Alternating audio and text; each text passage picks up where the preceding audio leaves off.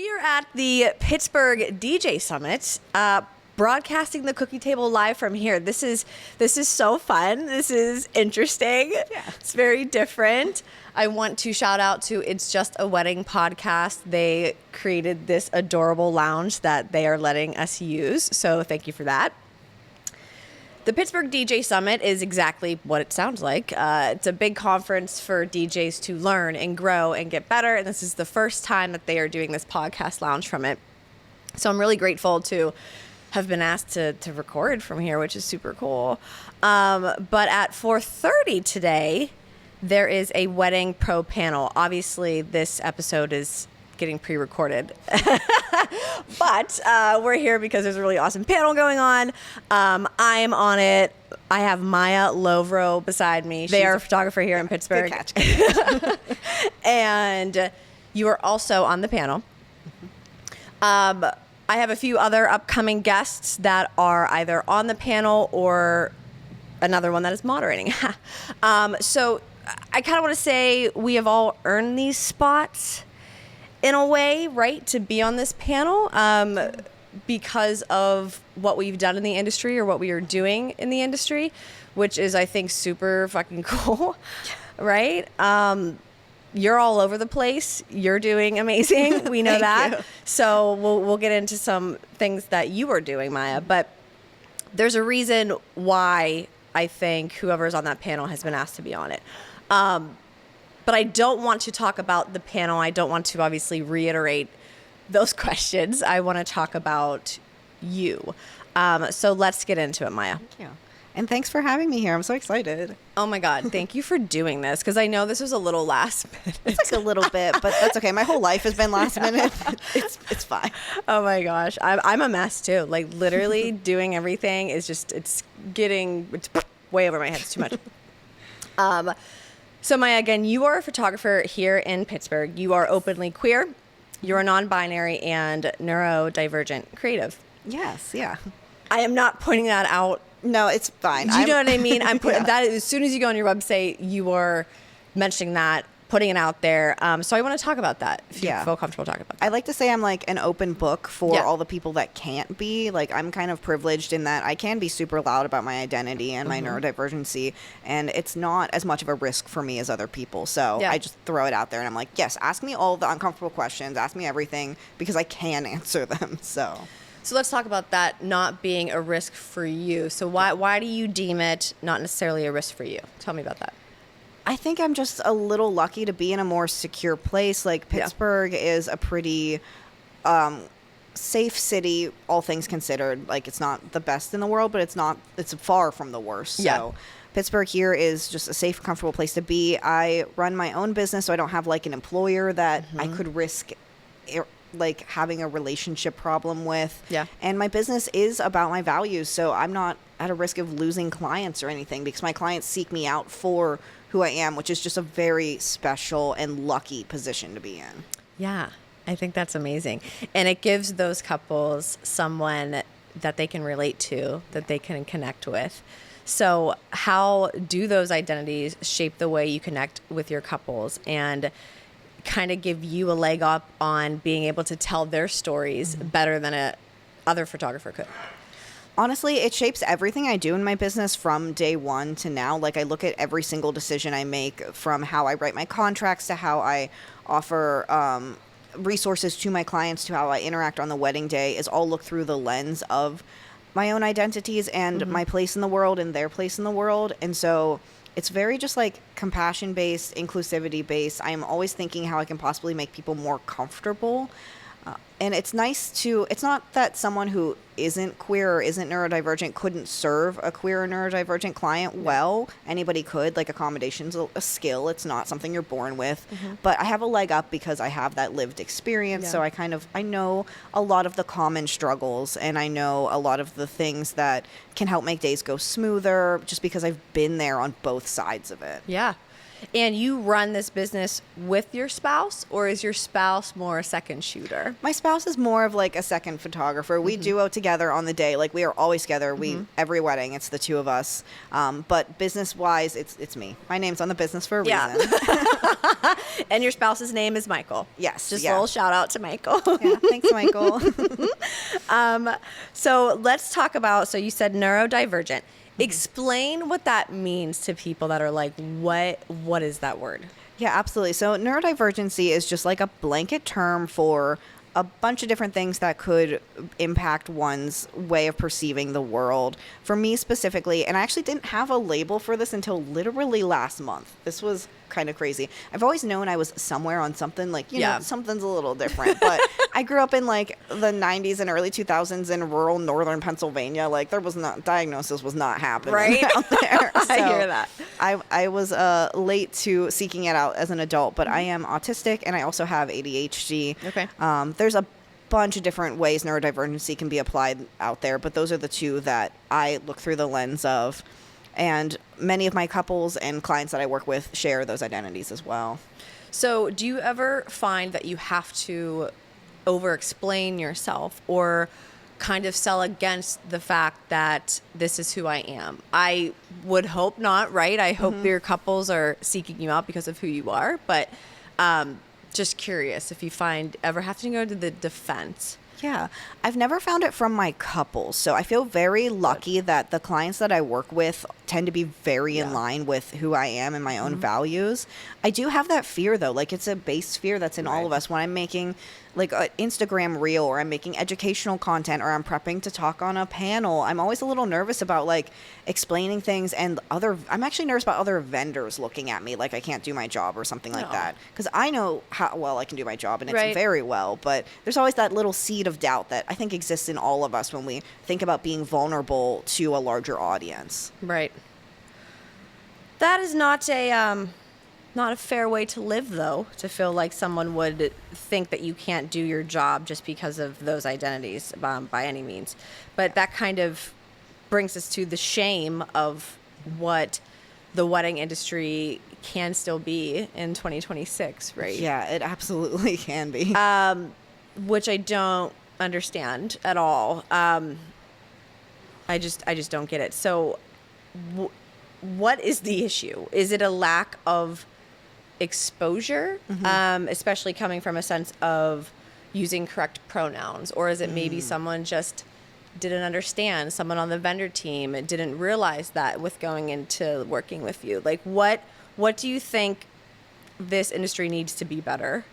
That's actually like kind of my low-key goal for this year is I really want to gather some data, because I have guesses as to what some issues could be, where the disconnect is happening between couples' needs and vendors' knowledge bases, but they're just guesses, and I really want to understand more behind that. So I'm kind of very, very early in the structuring of figuring out how to reach out to couples that have had experiences, and also vendors, and just get a lot of data points on what people are missing. I think it's a connectivity issue. I think that there's just a channel communication that doesn't exist, and I'm hoping that I can kind of help make that channel be a thing in whatever form that ends up taking someday. Yeah, that's amazing. That's amazing. Good for you. I mean, someone has to do it, I guess. I wish you didn't have to do it, though. You know what I mean? Yeah. And I'm not the only one doing it, too. Like, shout out to everyone else doing similar work out there. There's a lot of vendors that are doing the same, and I love all of them. So, have you done any workshops or anything locally, just even when it comes to neurodivergency? I have not yet done anything workshop based. I would like to in the future. I've done a lot of article writing for publications when I can. Just because like I like writing. I'm good at it, so it's kind of where I can throw some extra time. My good friend Afton of Afternoon Media did a workshop last year on neurodivergency here in Pittsburgh, and that was actually amazing. So shout out Afton. Like, look up her work too. But I would like to do more educational things like that. I like having conversation-based education because it's easier to answer questions when you're like talking to a person. So I don't know like what form that might take in the future. Maybe like some sort of like one-on-ones, or some sort of workshop, or some sort of like resource guide that goes beyond just written text. But that's kind of the direction I'm looking for. Yeah. We'll keep an eye out for 2026. Thanks. Yeah. Maya's going to do some big Something. things. Yeah. We'll see what. I believe it. So I was creeping on your Instagram, and I thought your one post about going to the Engage Summit but not as a luxury photographer was really interesting. Thanks. So I was so scared posting that.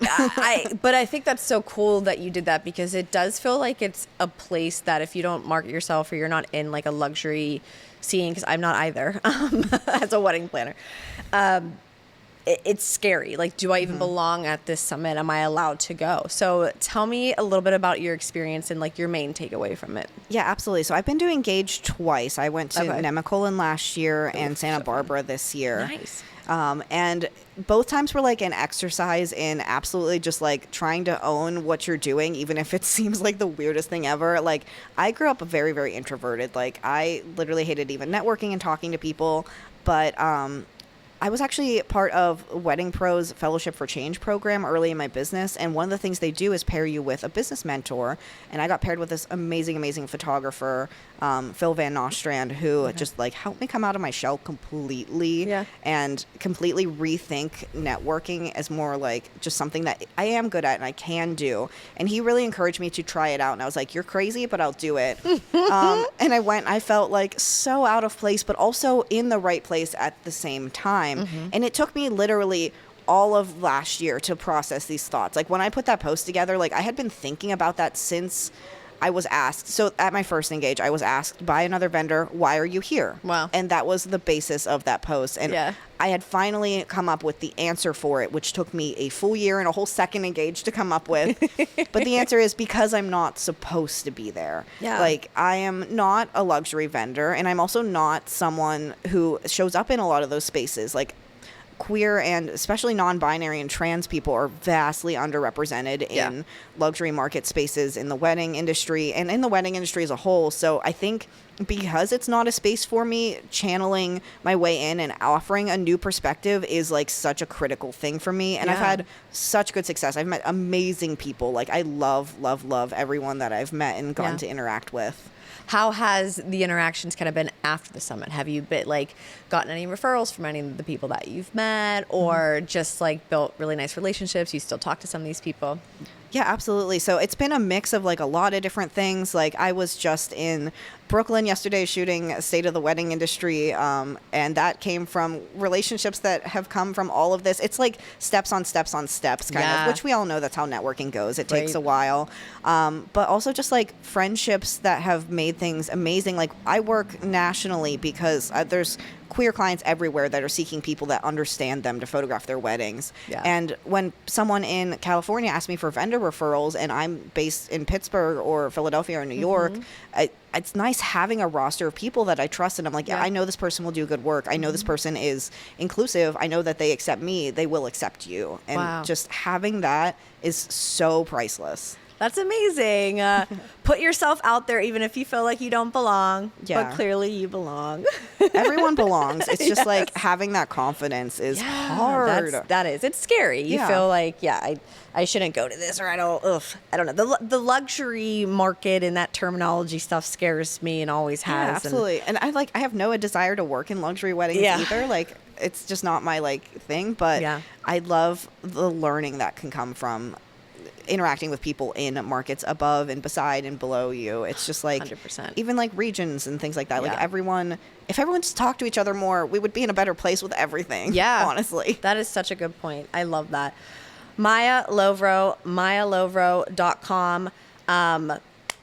Go book them. You're going to have an amazing wedding day. I appreciate you joining me so much. And I'll see you on the panel.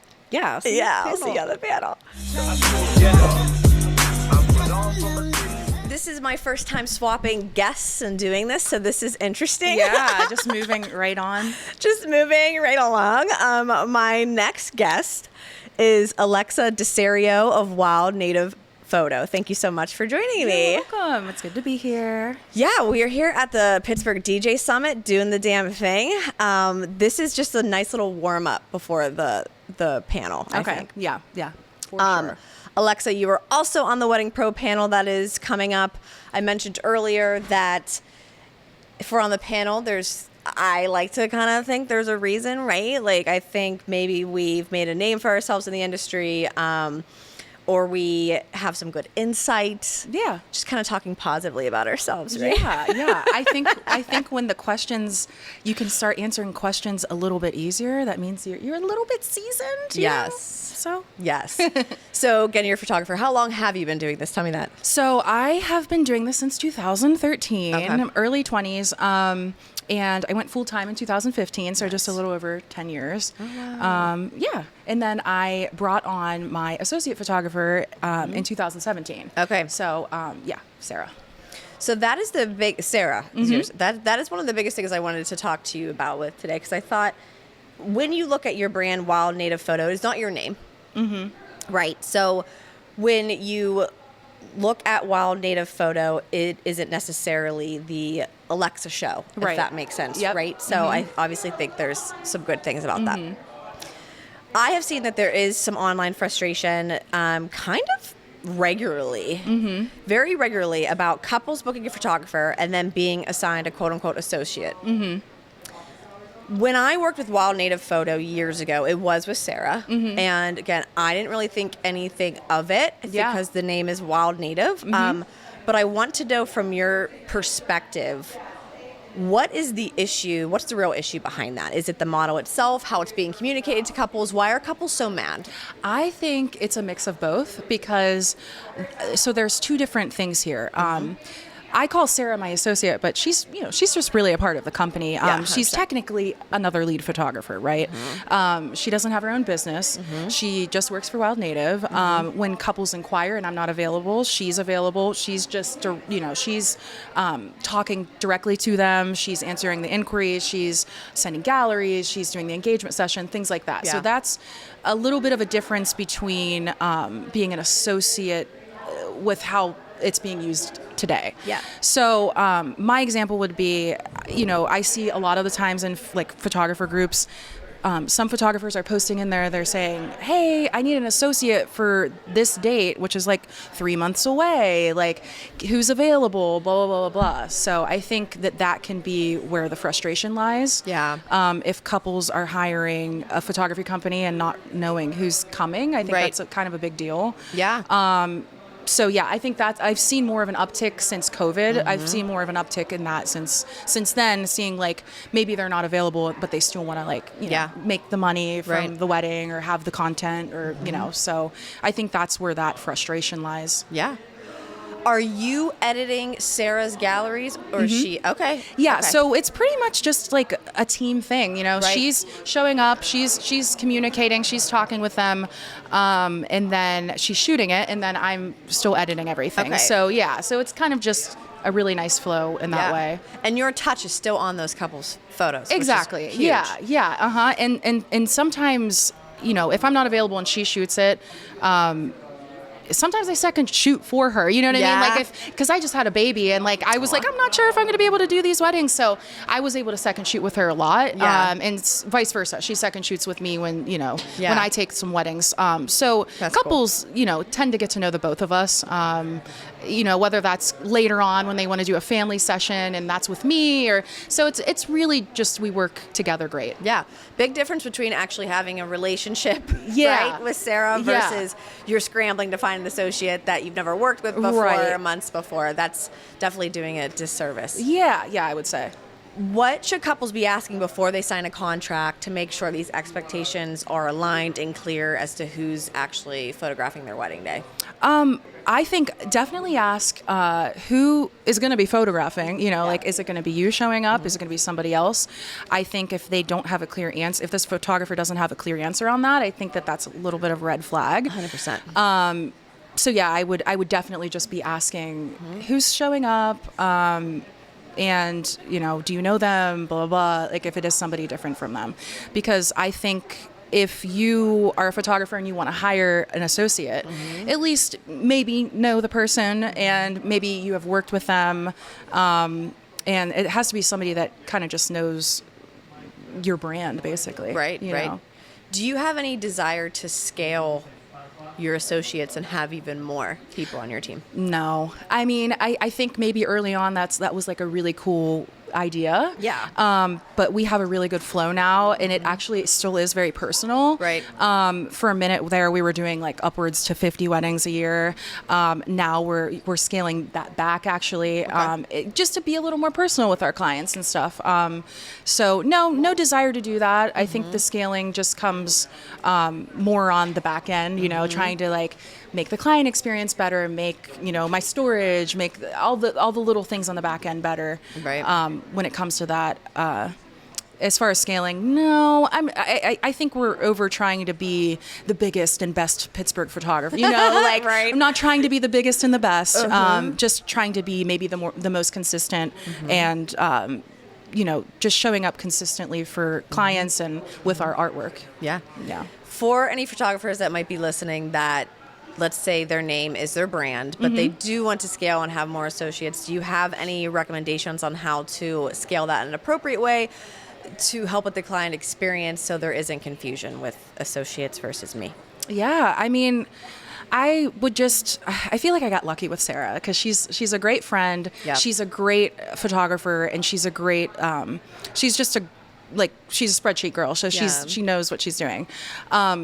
I think that if you wanted to do something like that, I think, you know, vet some people, vet some photographers. If you want to train them, you can train them. But you also just need to talk about like making it more of a personal experience rather than, hey, you're just going to show up and do this. Yeah. Because there's other jobs in the wedding industry that can work with, you know. But I think from a photography standpoint, that doesn't really work as well. It can, but it's not. You're kind of just playing with fire, in my opinion. You know, Right. You just want to have a good relationship all around. Yeah. So I think that's important. What advice would you give to other photographers on how to navigate this conversation? And obviously, again, don't want to ever make it be like, oh, you know, like Alexa's saying this, so taking business away from you by any means. But maybe a photographer that is newer, someone that hasn't even started photography yet. How can they help navigate this conversation with couples and basically sell the idea of like, you could have my associate and why it's a good thing? I think a good way to sell it would be to show examples of their work. Yeah. You know, show examples of their work. You know, to try to talk about their personality, talk about like what they're about, you know.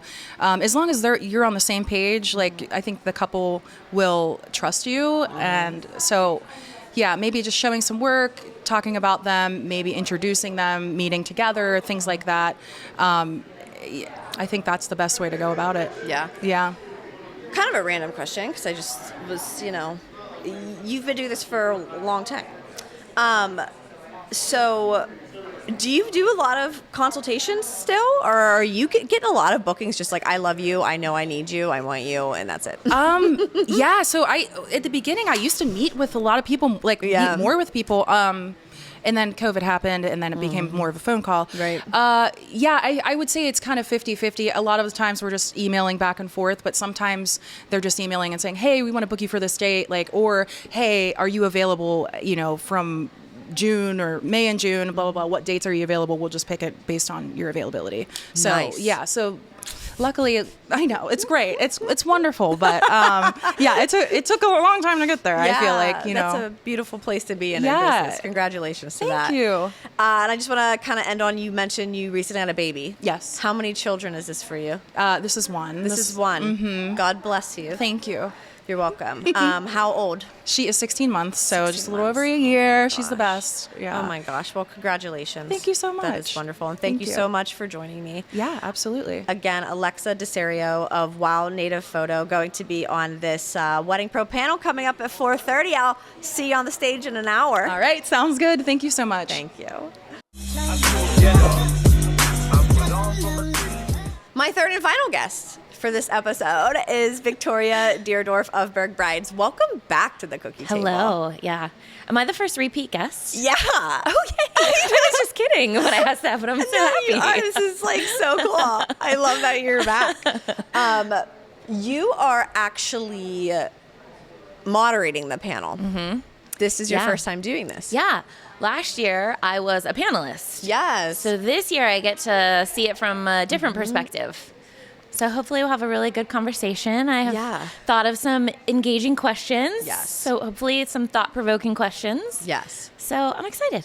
Yes, I really like all of your questions. Again, this is at the Pittsburgh DJ Summit, a huge conference for DJs to learn and be better and to grow, which I think is amazing. This is my second time on the pro panel. I think I was on the first one that they ever did. Okay. How many years has it been now with I think the panel? I think this is the third conference. Okay. And Oh, it's shoot. maybe, well, it must be the third must be the panel third then. panel Yeah. then. Yeah.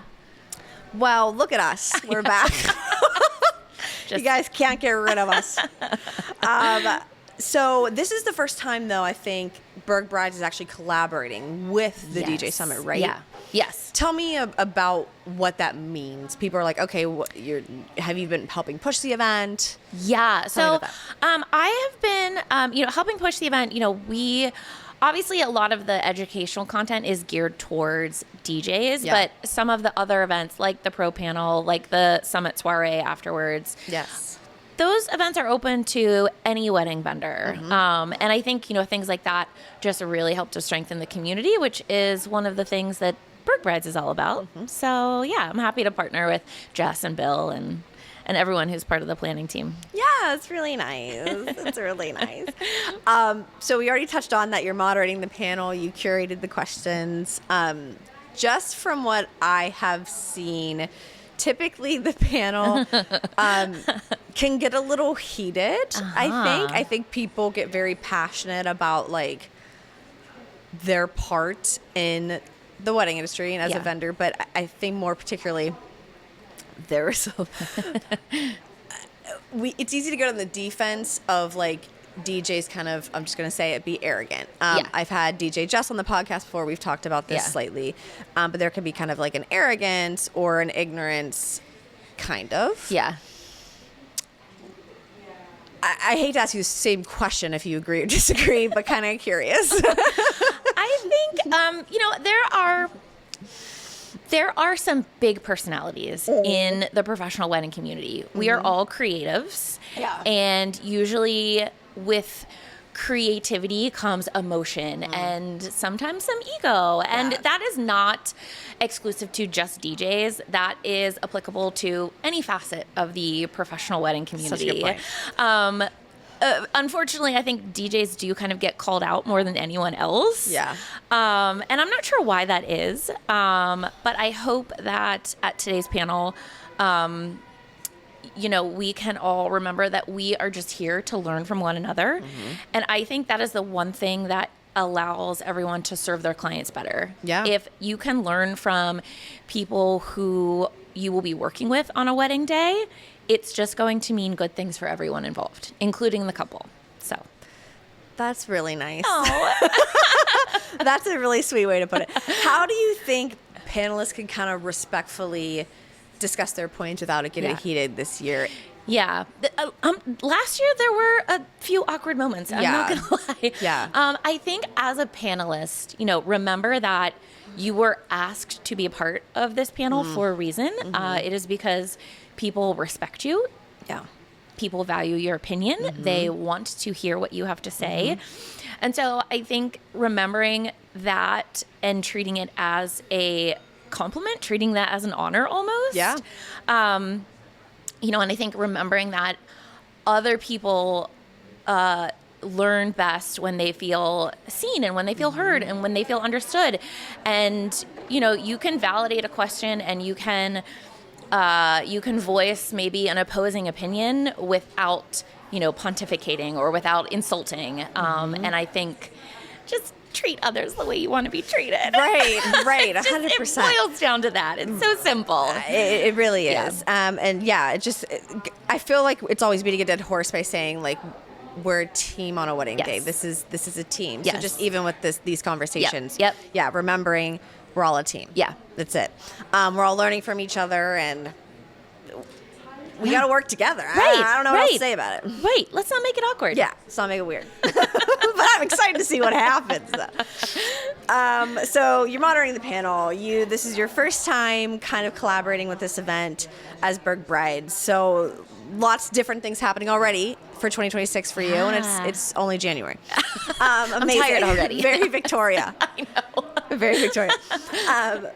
What do you have planned for Berg Bride for 2026? Can we expect anything new from a couple or vendor perspective? Yeah. From a vendor perspective, definitely, we've been hosting more and more events.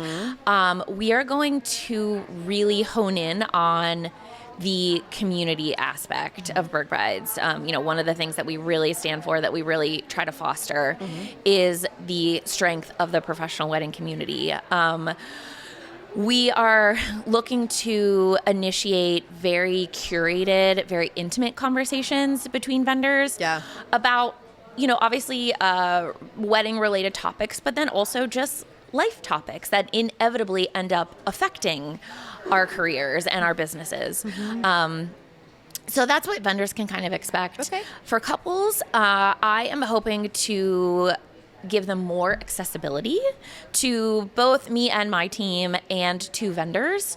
So, hosting things like virtual office hours is something that I'm looking to do, where we are online and couples can submit questions, and we will answer them, or we will point them in the right direction. I'd love to host some kind of, a similar kind of office hours, but with a vendor present, so maybe one time we have a photographer and they are answering photography related questions. Another time, maybe it's florists and they're answering floral questions. I have a lot on my idea list and never enough time to make it all happen. Yeah. So if you know of anyone who knows how to clone themselves, I would be interested in learning that. Me too. I know. We'll like, just have solve a lot of my two problems. Victorias walking around. Would you guys like Too that? much. Do you want Too much two for of the us? world. I don't know. I really like that. That's a really special, cool idea. So not only are they getting their questions answered, but they're also learning about you as a vendor, and that's like a good way to put the vendors out there more too. Yes, exactly. I think that. people are craving connection in all sorts of forms. Yes, they really are. I agree with that. But also, I feel like I have to pick and choose what I do as a mom, which sucks. I know. But also I don't mean that in a bad way. I love my child. Do you know what I mean? Yes. But it's you 100%. You kind of took for granted the day where you didn't have to pick and choose what you're doing every month. Yeah. Oh, I just got asked to do something. I was like, it's too many night things. It's you know too what? much. I just got asked to do something as well, and I actually said no. Good for you. And the person who asked me told me that they were proud of me for telling them no. And I was like, oh my gosh, I'm proud of me too. Because I don't normally do that. I know. Yeah. It is hard. Time is a finite resource, and we just don't have enough of it. No. Is it kind of a personal question? What does your husband do for work? You don't have to actually say where he works. Yeah, does he have a 9 to 5? He does have a 9 to 5. Yeah, he works in fintech, so financial technology. For a bank. How does he? I mean, you've been doing this for a while now, but how does he feel about you kind of just running it to the beat of your own drum with all of this? He is very supportive. He keeps me very grounded. Yeah. He is the unofficial employee, the unofficial unpaid employee. Yeah. It always happens with the partners. Yeah. So he helps me a ton, whether it's with tech stuff or doing my taxes or, just letting me complain and bounce ideas off of him. Yeah. He knows more about the wedding industry than I bet he ever thought he would. Yeah. But yeah, he's really fantastic. And when I was still working a corporate job and I told him I was going to quit to do Berg Brides full time, I fully expected him to talk me out of it. But he said he's 100% supported me. And that was, I certainly wouldn't have been able to do it all without him. Right? So, yeah. Takes a strong spouse to deal with our antics. in the wedding industry, absolutely. One last question for you, Victoria. For any local vendors listening who want to build real visibility, community impact, What do you think they should focus on this year? Maybe they need to make a change in their business. It's not necessarily just about getting published. Yes. What should they do this year? Relationship marketing. Yeah. Relationship marketing. Yeah. I cannot stress the importance of this enough. Yeah. It isn't just about social media anymore. I mean, yes, that's still important and it's not going away, but it really is about forming those connections with people, getting out there. You know, we are no longer in the post-pandemic world where we are not meeting each other in person. We are, you know, we're engaging with one another, but in a very authentic way. Yeah. You know, people don't want just surface level conversations anymore. Like they want to go deep. They want to know who you really are. And you know, I don't want to say it's about who you know, Right. but it is about, I guess, who you're willing to invest in. And, you know, I really think that forming those relationships, fostering those relationships is going to go much farther for you than any other marketing effort. I agree completely. Yeah. I hate small talk. Yeah. I can't do it anymore. I can't. But, you know, you kind of got to get through the few first conversations of small talk. But I want something deeper as well. Yeah. And it means so much when people that truly are like on your side recommend you or refer you. And they're people that like you get so excited to see on a wedding day. Yep. Like that couple is going to have a great day, not because of like how good you are at your job, but also because you literally have a superstar team that is obsessed with each other low key, right? Yes. And they're just having the best time at your wedding. Like those are the best weddings. Yeah. Couldn't agree with you more. Yeah. I love So I think we can all learn from each other. We sure as heck can. Yeah. Just like we're going to with this panel today. It's a good segue. And I'm really It's almost like you're in broadcasting or something. done this a little bit. And I am so excited to hear your questions. You're going to do amazing. I mean, I've read So them. are you. but You're going to do amazing too. I'm Thanks, excited I'm to talk to you up there. a little nervous. Victoria Deardorff, BurgBrides.com. You know she is. Don't just find your DJ on her platform. Because we're at the Pittsburgh DJ Summit. Find all of your wedding vendors. Lots of educational blogs, all of the good stuff. All kinds of stuff. But this was different. This was fun. Yeah. Filming and recording on location at the Pittsburgh DJ Summit. They have quite the setup here. Yeah, this is really nice. Very official. Again, thank you to It's Just a Wedding podcast for letting me use your setup. Maybe if we do this next year, I'll get my own signs. I don't know. But Victoria, I really appreciate you joining me on the Cookie Table. Thank you. Woo!